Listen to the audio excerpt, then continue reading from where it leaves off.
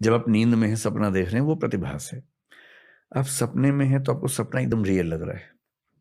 सपने में शेर आ गया, आप डर भी रहे हैं, भाग भी रहे हैं, हाँफ भी रहे हैं, गिर भी रहे हैं, चोट भी लग रही है, खून भी बह रहा है, सब कुछ हो रहा है और आप एकदम उस मोमेंट को जी रहे हैं।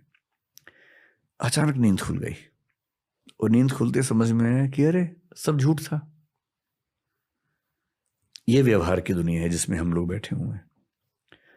अब शंकर कह रहे हैं कि इंटरेस्टिंग बात है कि इसके बियॉन्ड भी एक दुनिया है। जैसे सपने से निकलते ही समझ में आता है कि सपने में सब झूठ था, वो चेतना से क्रिएट हो रहा था, रियल नहीं था। सपने का शेर, सपने की मेज फिजिकल लग रही थी, पर सपने से निकलते ही समझ में आया कि वो तो कॉन्शियसनेस ने मेज बनाई थी। वो लकड़ी की कहाँ थी? लकड़ी की समझ में आ रही थी पर लकड़ी की नहीं थी, वो तो विचार से बनी हुई थी। अब यहां आप बैठे, मैं बैठा हूं, कुर्सी है, ये माइक है, सब फिजिकल है। हो सकता है कि एक दिन थर्ड लेवल पर हम पहुंचे जिसको शंकराचार्य पारमार्थिक स्तर बोलते हैं, प्रातिभासिक, व्यावहारिक, पारमार्थिक। और वहां पहुंचते ही समझ में कि अरे यार ये भी झूठ था। इसलिए वो बोलते हैं कि सत्य के 3 स्तर हैं और जब तक वो रेफ्यूट नहीं होता हमें सत्य लगता है। रेफ्यूट होते ही, और रेफ्यूट होने का मतलब नेक्स्ट लेवल पे जाना। नेक्स्ट लेवल ब्रह्म का लेवल है और वहां जाके समझ में आता है कि जो रियलिटी हम मान रहे थे वो सिर्फ परसेप्शन था। और फिलोसफी में कई लोग ऐसा मानते हैं कि हम जो परसीव करते हैं रियलिटी उतनी ही है और हमारे परसेप्शन से ही बन रही होती है।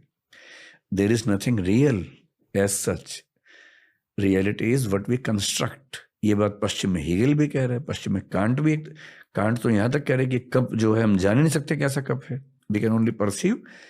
और जो हम परसीव करते हैं सब एक जैसा, that is phenomena, that is not noumena. Noumena is the ultimate reality. The cup in itself is noumena, the cup how we perceive is phenomena. तो हमारी बहुत लिमिटेशंस हैं। हम इस दुनिया को जितना समझने का दावा करते हैं, हम ढेला भर नहीं समझते दुनिया को। और दुनिया के बियॉन्ड भगवान को समझ लेंगे, ये तो बहुत बड़ी बात हो गई। मुझे लगता है कि हम लोग बहुत छोटे हैं और उसको समझने का दावा करना ठीक नहीं है। समझने की कोशिश करना ठीक है और वो कोशिश इस उम्र में सफल नहीं होगी, ये मान के और इस चीज से सुकून में रहना कि ठीक है हम कोशिश कर रहे हैं, नहीं होगा तो नहीं होगा। इसमें क्यों बेचैन होना है कि जिस चीज का ज्ञान हो ही नहीं सकता उसके मामले में ये सुकून काफी है कि मैंने ज्ञान की कोशिश तो की।